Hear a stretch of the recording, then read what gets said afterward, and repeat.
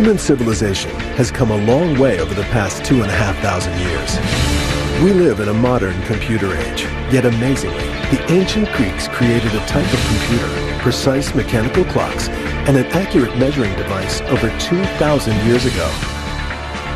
These devices have been hidden for thousands of years, but are now uncovered on Modern Marvel's Ancient Discoveries 1.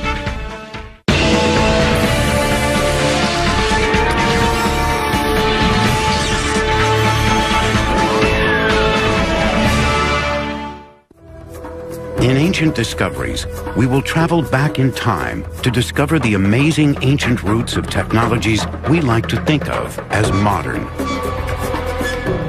New research is beginning to suggest that many of the inventions of the last 200 years may in fact have already been known to the ancient Greeks and Romans. Much of what we have recently discovered, we may in fact have just rediscovered. The Greeks and Romans were also intensely practical people. Many of the things which they devised, planned and invented preceded by 2,000 years, things that we like to think of as modern. At the heart of this story of ancient achievement lies a mysterious and arcane machine, one so complex that many have refused to believe it could have been built by the ancient Greeks. Hidden for centuries beneath the Mediterranean Sea, encased in thick corrosion, it remained an enigma until 20th century science glimpsed inside.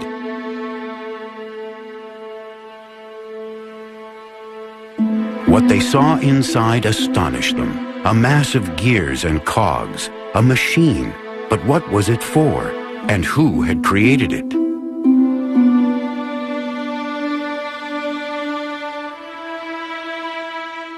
For 100 years it has been a riddle which intrigued but baffled those who tried to understand the mysterious object known as the Antikythera mechanism. But now, finally, its story can be told.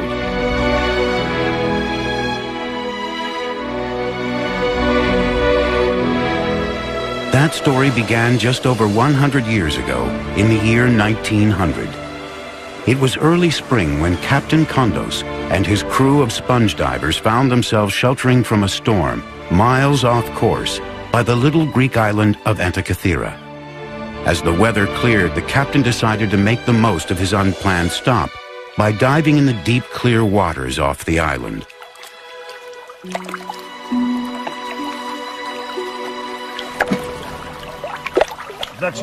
The water was deep, some 200 feet.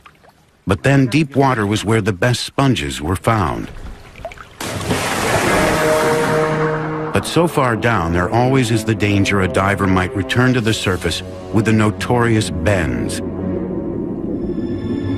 Once in the water, the diver started his first descent. But what awaited him on the bottom were not sponges. As he looked around, he saw what appeared to be dead bodies scattered in all directions.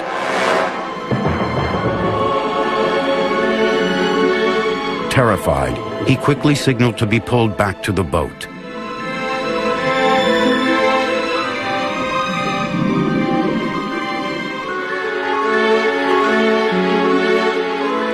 Some thought the diver was mad. Perhaps he had the bends. But the truth was far, far stranger than that. 2,000 years ago, another ship had sailed these waters on its way from Rhodes to deliver a precious cargo to a wealthy Roman citizen.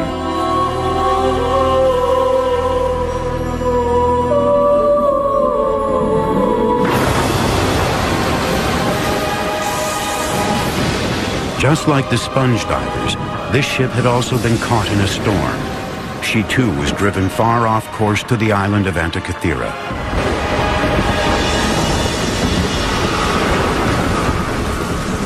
But this ship was not destined to survive. Here she sunk, and here she still lay.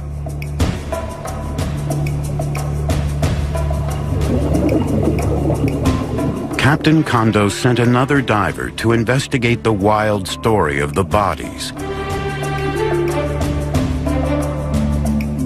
What had at first appeared to be dead bodies were in fact the most beautiful marble and bronze statues imaginable, the remnants of that ancient wreck.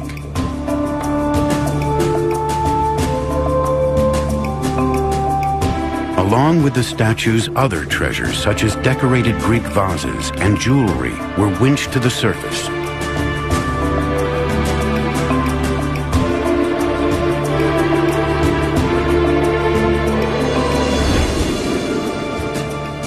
It was the find of the decade, perhaps the century, and the breathtaking statues made front-page news. One of the most perfect bronzes recovered was named the Antikythera Youth.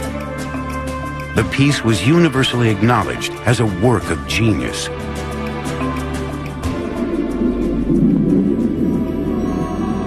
But the greatest work of genius from the wreck still lay unrecognized. This rusting lump of corrosion held the key to one of the greatest periods in human history, the Hellenistic period, and perhaps the greatest achievement of that time.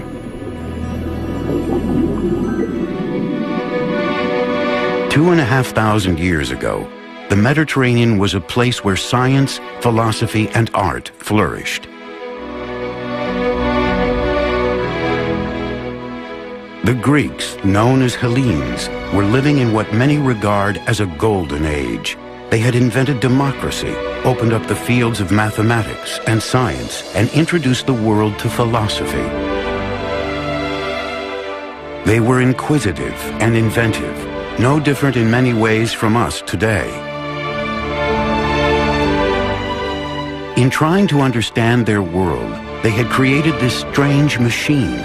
All their 21st century descendants had to do was work out what they had created it for. Part of that answer lay far from Antikythera in a London museum display case. 20 years ago, Michael Wright, curator of engineering at the Science Museum in London, came upon another mysterious ancient mechanical device.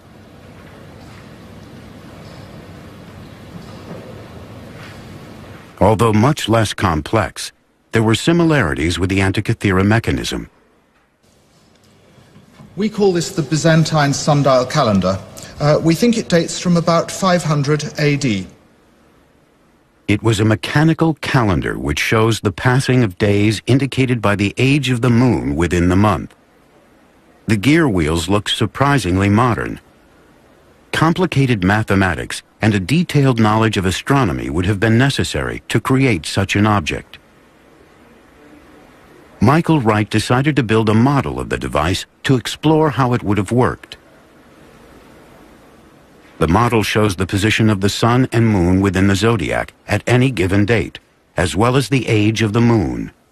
This instrument is much more simple than the Antikythera mechanism, but what's exciting about it is to have found another instrument, very obviously in the Hellenistic tradition because of the Greek lettering, and also having gear wheels. So now we have not just one mechanism that tells us the Greeks had gears, we have two.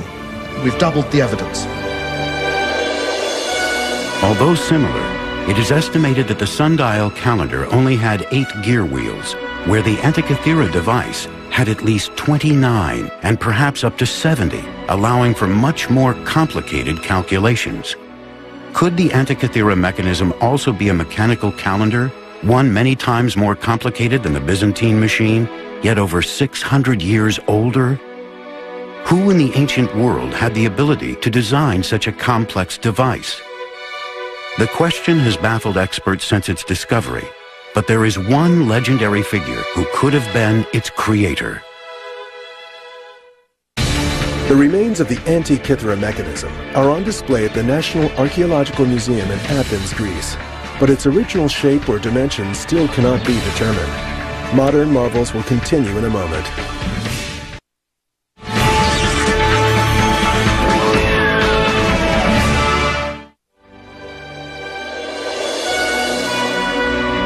The inventor of the Antikythera mechanism would have to have been an expert in both mathematics and engineering, a genius, centuries, perhaps even millennia ahead of his time. One man who fit that description was Archimedes.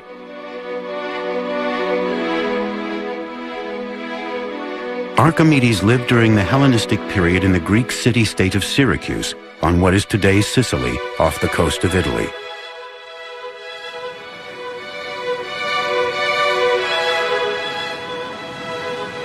During his lifetime, the Mediterranean was a turbulent, war-torn place. A world in which his talent for military invention was put to good use by both his fellow Greeks and the aggressive new power of Rome that was slowly spreading its tentacles across the Mediterranean.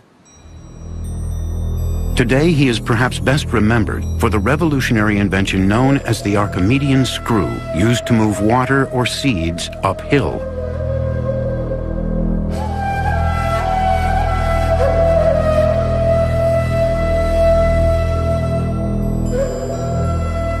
But Archimedes was also fascinated by other difficult mechanical problems, such as how to accurately measure distances.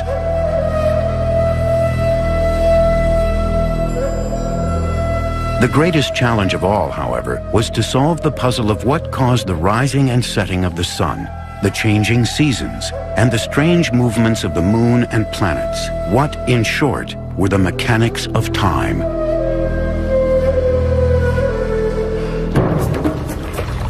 Many years earlier, Archimedes had traveled across the Mediterranean to the most important cultural center of the Hellenistic world,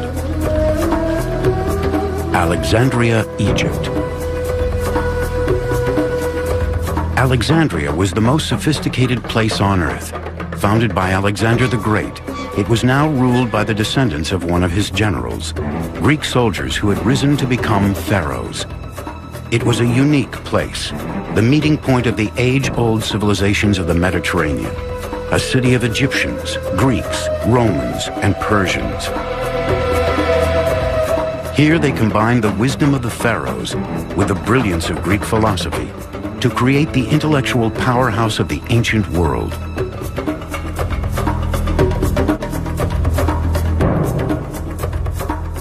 And it was here that the young Archimedes would be inspired by the work of a mechanical genius called Ctesibius. He would have a simple but brilliant idea that would literally change time forever.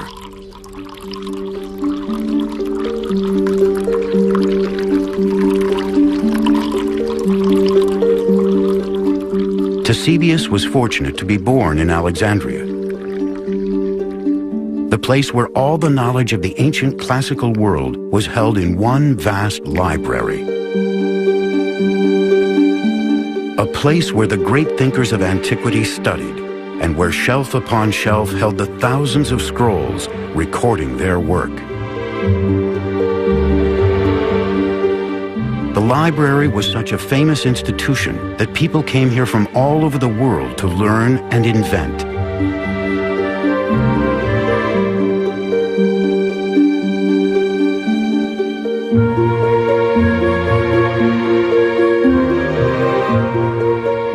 It was here that Ctesibius's revolutionary invention was recorded,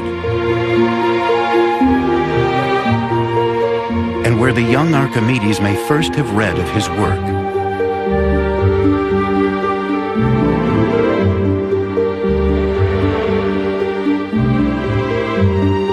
Ctesibius is a figure who is often forgotten in history, yet his work paved the way for a technical revolution, the measurement of time.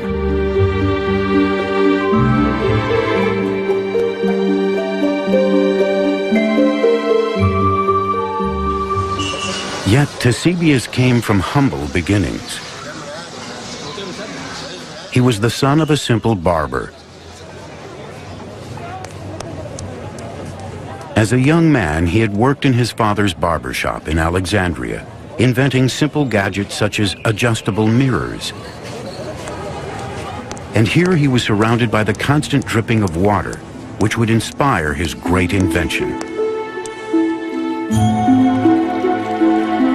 Ctesibius knew that for thousands of years, the Egyptian had used ordinary water timers to mark the hours of the day. The famous Karnak water clock is one example. It is a vessel which was filled with water, and as it drained out through a spout at the bottom, the time could be read as the level dropped. Markings inside showed the passing hours and allowed the ancient Egyptians to measure the passing of time during the day or night. But this was still only a timer, known in Greek times as a clepsydra, not a constant clock. As the water level dropped, the water came out more slowly. Ctesibius, however, saw the solution. He realized that if the vessel was always full, then the water pressure outflow would always be the same. If he could master that, he knew he could create an accurate device which would change the world. This then was the challenge he decided to set himself. Ctesibius saw that the way to simplify the Egyptian clepsydra was not to utilize outflow of water, but to try and obtain a uniform inflow of water. The challenge was to keep the reservoir of the clepsydra full at all times. And this is how Ctesibius did it. First, he added another water tank above the main reservoir. This poured water into the top faster than it could flow out, meaning the reservoir was always full, and any excess water could just run off into an overflow container.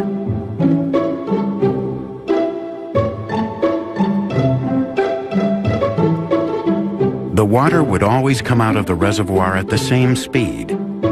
Now Ctesibius just had to measure it. To do this, he decided to put another water tank under the constant outflow. In this container, he placed a float with a pointer on top and a scale next to it. When the level of the water rose, the pointer rose at a constant speed. It was a stroke of genius.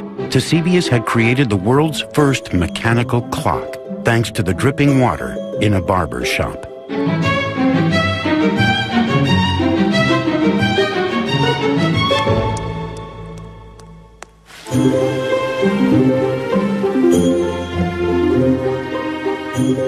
He had harnessed the power of water, and in the process, he had become the master of time. But measuring hours and minutes was only the start. What else could this unique water clock do? The answer to that was kept here in the great library of Alexandria. Anyone in the ancient world wanting to understand time could come here and read Ctesibius's books, which described the wonderful machines he was now building and the whole new subject he had invented, hydraulics. Before long, his clocks were not just dripping taps, but ornate machines decorated with gilded figures of gods and animals. And their mechanics were yet more elaborate too. He devised a complex scale for the hours, shown here in white for the day and blue for the night. The increasingly complicated series of gear wheels also allowed the scale to rotate very slowly to indicate the days within each month of the year. This clock was also now a calendar. An automatic day and night, month and year cuckoo clock.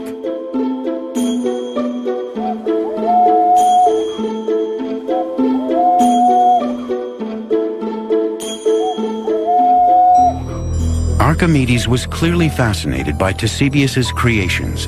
He studied his clocks and used his own genius for invention to continue the work.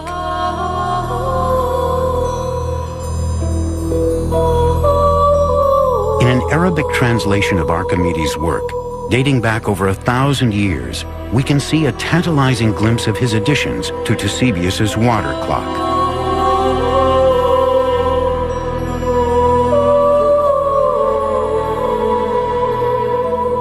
This modern reconstruction shows Archimedes' elaborations to the Ctesibius clock.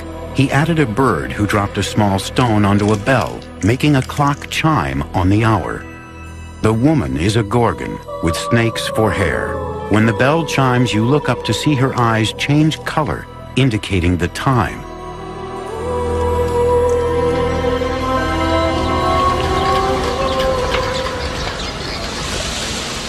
Alexandria today is a busy modern port. A new building now stands in place of the famous library. Tragically, the original library was burned to the ground, and with it was lost nearly all the knowledge of the ancient world. Only a very few ancient texts remain which mention Ctesibius's work. We may never know what else he invented, as not one single page of his own work survives.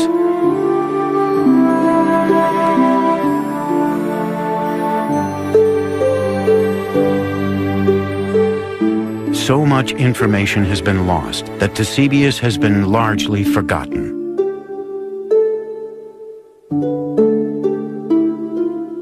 However, there is one legacy of his work, one clue which is still standing.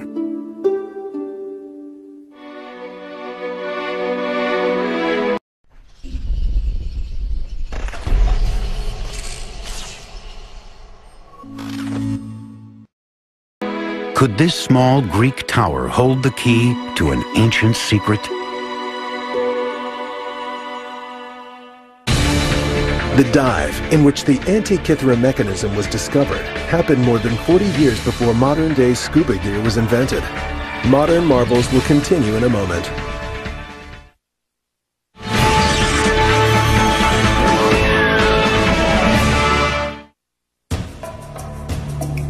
This unassuming tower, tucked away in a corner of Athens, is one of the best preserved buildings from antiquity. Its survival, almost untouched, is a miracle, and one due to the fact that for centuries it was believed to be the tomb of the philosophers Socrates and Plato. But this isn't a tomb. Carved on its 8 faces are a clue to its real use. On each side, a worn sculpture of each of the 8 winds can still be seen, along with a sundial.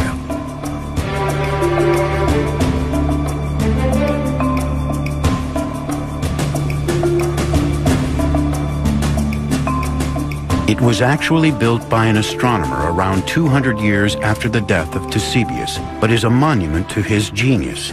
This building, now known as the Tower of the Winds, was the public clock of ancient Athens. Inside this tower, there once stood a huge and complex water clock, based on a Ctesibius design.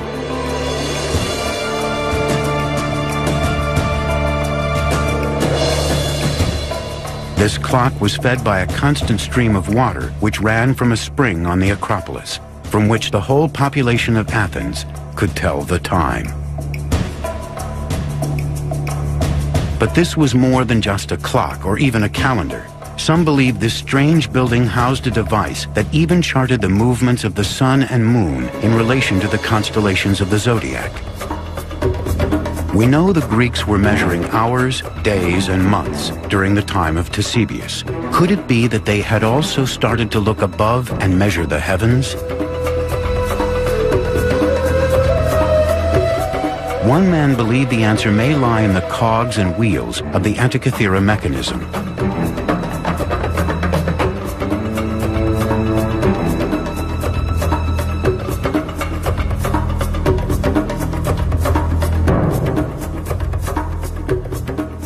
In 1951, an English physicist, Derek de Solla Price, decided to find out for himself and examine the mechanism in detail for the first time. De Solla Price traveled to Athens to look at the mechanism. The pieces had lain largely untouched since its discovery 50 years earlier. The device had disintegrated further, exposing pieces of the gears, which he was able to study. He became determined to crack the secrets of the Antikythera mechanism.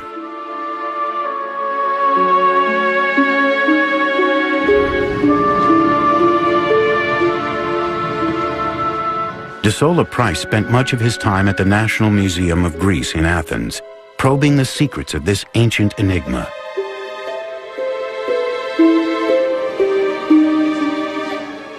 Something told him that these fragments were the real treasure from the Antikythera wreck.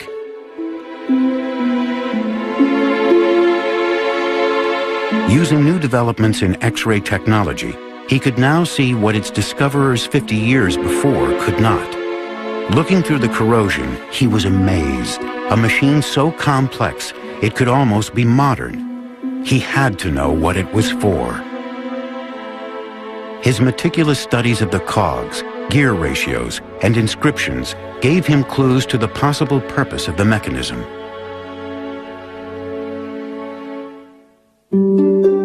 Remnants of a wooden box which held the device also had Greek writing, which gave further tantalizing hints. Using this information, de Sola Price developed a theory and put together a model of how he believed the Antikythera mechanism could have worked. He realized the mechanism was an extremely sophisticated device for calculating the relative movements of the sun and moon.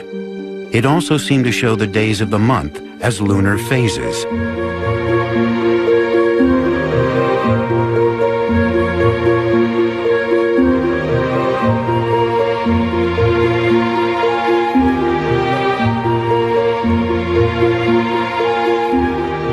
De Sola Price had established its mechanical complexity and knew that the knowledge required to create such a machine was immense.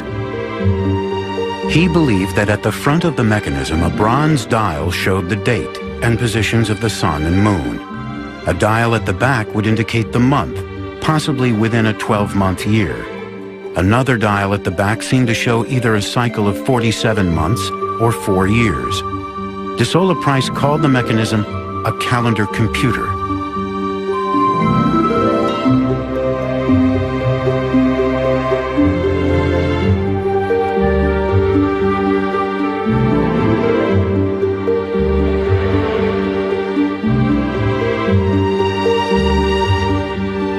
For anyone in the ancient world, such a device would have been invaluable.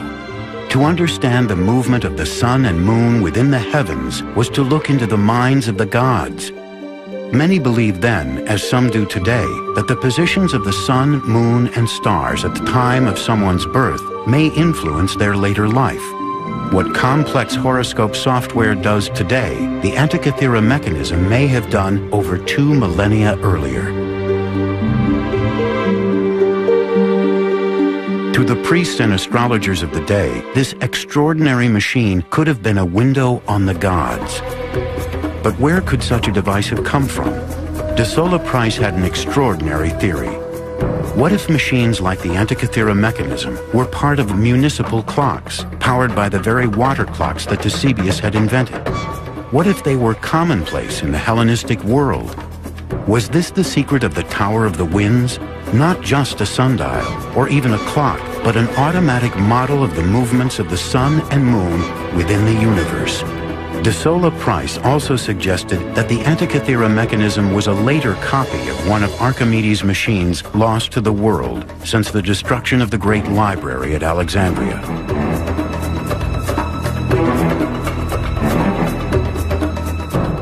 This was an intriguing theory, which could lead others to try to reveal the truth about the Antikythera mechanism.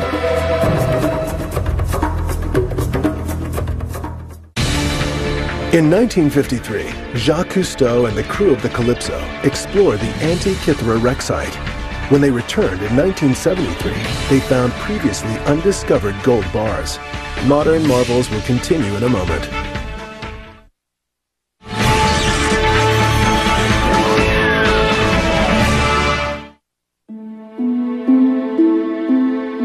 The Antikythera mechanism mystery continued. One man was to read De Sola Price's work and was to spend the next 30 years pondering his theory. When Michael Wright from the Science Museum first read the paper, he was immediately fascinated by the notion that the ancient Greeks had complex engineering.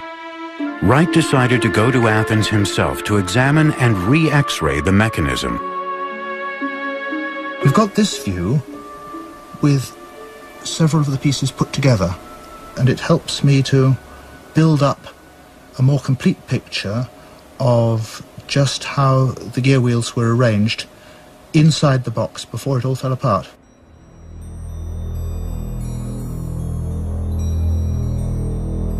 Although intrigued by de Sola Price's theory of the Antikythera mechanism, Wright believed there was more to the device than de Sola Price had realized. I went back and read Gears from the Greeks again and started to find problems with Price's account. That's when I resolved I really had to look at the thing for myself. But for Michael Wright to understand this strange device, he knew he needed to do more than just look at it. He needed to try to build one for himself. After de Sola Price's publication, many academics simply refused to admit that the mechanism could be so old. The complex gearing seemed too modern. How could ancient peoples have calculated and precisely cut the fine teeth on each wheel, they asked. Surely this was either a fake or a later machine that just happened to be lost on the site of the ancient wreck. So Wright set to work, determined to prove them wrong.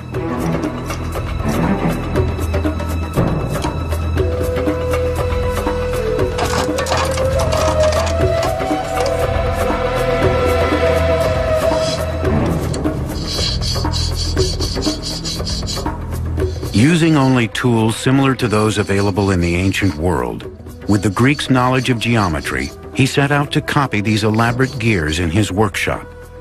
Measuring and cutting gears with only a pair of compasses, a metal file, and a good eye for detail was not going to be easy.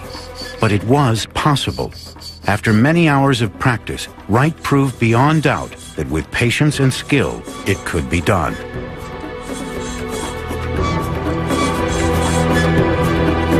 You can't deny the evidence that the Antikythera mechanism exists. When you look at it closely, it's very accomplished work, both in design and in execution. Why shouldn't the ancient Greeks have done it? We know from translations of his work that Archimedes was familiar with these types of cogs, and now it was the study of these gears that was to help solve yet another mystery, involving one of his other mechanical marvels, the mystery of the odometer.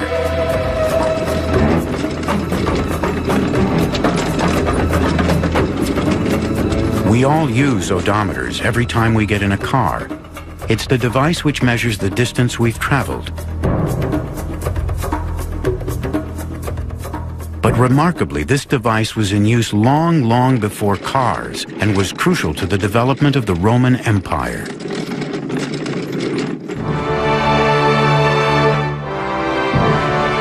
The odometer was said to have been invented by Archimedes while he was working for the Roman army. It had been decreed that every road should be marked each mile with a milestone, but Roman roads stretched hundreds of miles, so how could they be accurately measured?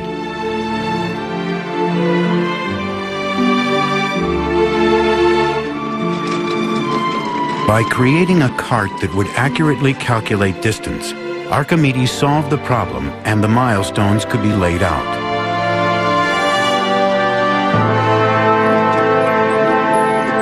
This accurate measurement of distance would prove crucial in planning troop movements, and that gave Rome the edge on her enemies. Archimedes had set the Romans on the path to empire and started a train of events that would ironically lead to his own death. Today, the most famous of Roman roads, the Appian Way, is still marked in places by the milestones that Archimedes' machine laid out.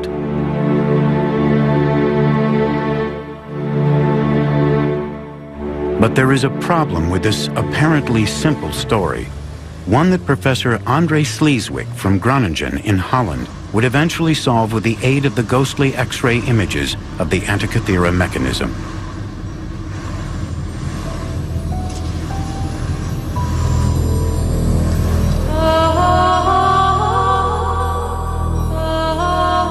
As no originals survive, the only clues to how the odometer worked are a few faded drawings in a Renaissance book based on a description of an odometer by a Roman author called Vitruvius. The drawings look fine on paper. The problem is when you try to build them, they don't work.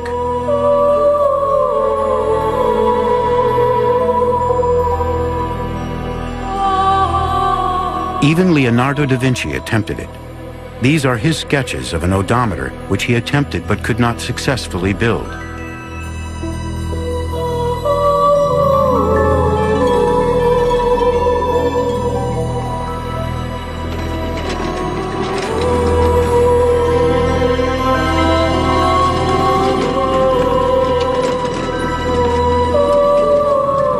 Professor Sleeswick started to make simple models to see if he could crack the odometer puzzle. This was then developed into a quarter-size model, and this was a model with a difference. Where even Leonardo had failed, Sleeswick's model worked.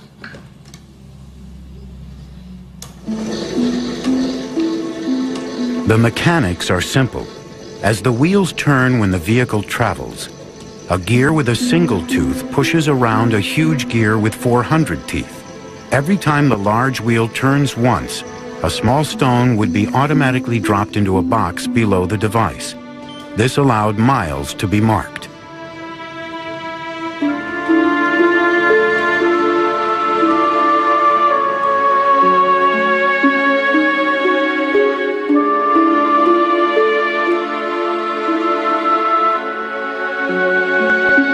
After the First Punic War, by decision of the Senate of Rome, milestones had to be placed on all major roads. And that also gives us an idea who the inventor might have been, and in this case, Archimedes. So what was Sleeswick's secret? The answer was in the shape of the teeth on the gears. While Da Vinci and others had assumed they were square, Sleeswick had actually seen the pointed teeth on X-rays of the Antikythera mechanism. Changing the shape of those teeth made all the difference. Archimedes' odometer, for so long thought of as just an impossible dream, was back and working just as the great man had intended.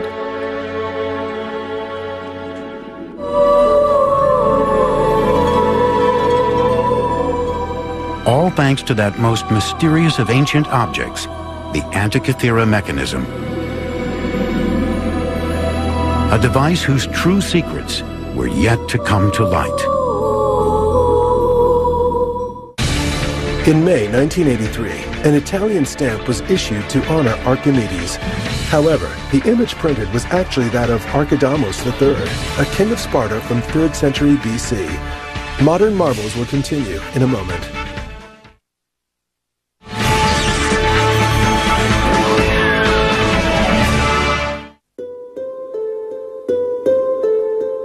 Back in London, Michael Wright was building his working Antikythera mechanism model using ancient techniques.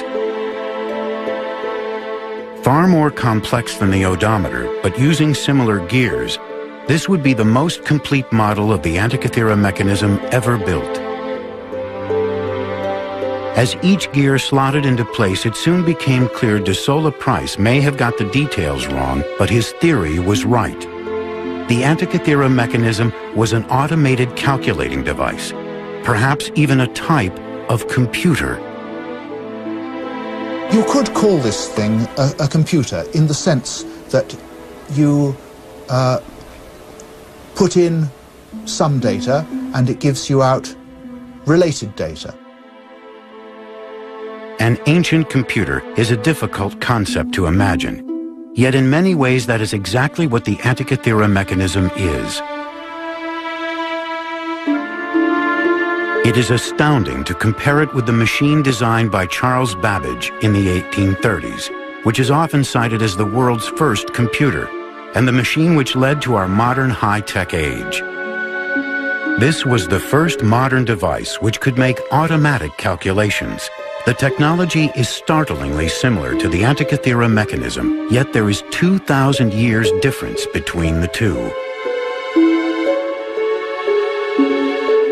Wright believes that the Antikythera mechanism was more complex than de Sola Price imagined, and most importantly, also showed the changing positions of the planets as well as the sun and moon over time. In Wright's model of the mechanism, a knob is turned to set the days and months. Intricate gearing then moves a series of indicators which represent the sun, moon, and planets. The knob could be turned every day so the position of the planets could be monitored throughout the year, or it could be set to a specific date to show their positions at that time. It is, in effect, a mechanical model of the Greek universe. Today, astrologers need a complex computer program to carry out exactly the function of the Antikythera mechanism.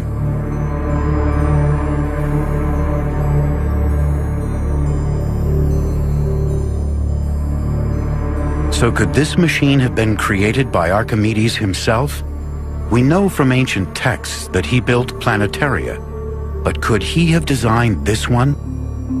It's difficult to make a direct connection between the Antikythera mechanism and Archimedes. What we can say with certainty was the revolution that Archimedes pioneered in mathematics and geometry was necessary for those who then invented the Antikythera mechanism. Without Archimedes and his advances, it's difficult to think that the Antikythera mechanism could have been invented at all.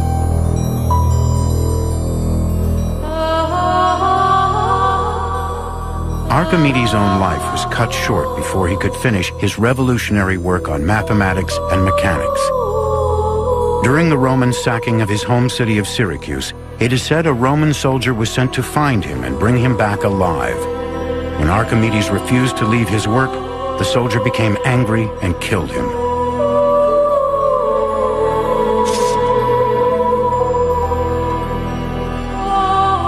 It was an ironic end for a man who had done so much to make Rome such a formidable fighting force. His death marked the beginning of the end of the Hellenistic tradition of great invention and science. His work, however, was preserved, stored on the endless shelves of the great library of Alexandria, a treasure greater than any the Romans looted from Syracuse. But even that legacy was not to last. The library itself fell victim to war and destruction, being burned to the ground several times over the following 800 years. Eventually, most of the collection, including much of Archimedes' work, was lost or destroyed in the fires. If only the library had survived, we may have inherited the insights of such great thinkers. Without them, we have been forced to reinvent much that we are only now realizing was already known over 2,000 years ago.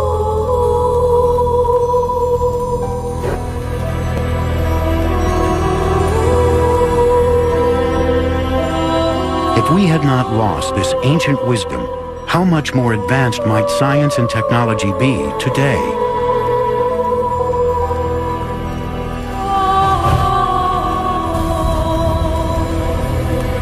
And what else may still lie hidden or lost from that time? Without that sudden storm all those centuries ago, that ancient ship might not have foundered, taking her cargo of statues, pottery, and that incredible machine to the bottom of the Mediterranean Sea. If a group of sponge divers had not stumbled upon the wreck 2,000 years later, the Antikythera mechanism might be lying there today, slowly corroding. And what other technological marvels from that time might still be awaiting discovery?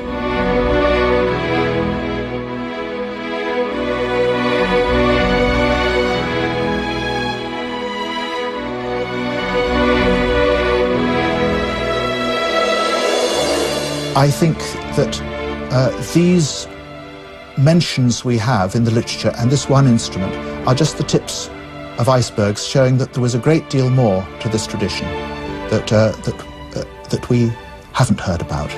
2,000 years ago, there was a world more advanced than we had dared to believe, and more secrets from that time may still lie waiting to be discovered. Ancient discoveries we are only just beginning to understand. Next on the History Channel, a 2,000-year-old machine, so far ahead of its time that world-class researchers are staking their reputations on the claim that ancient Greeks invented the computer.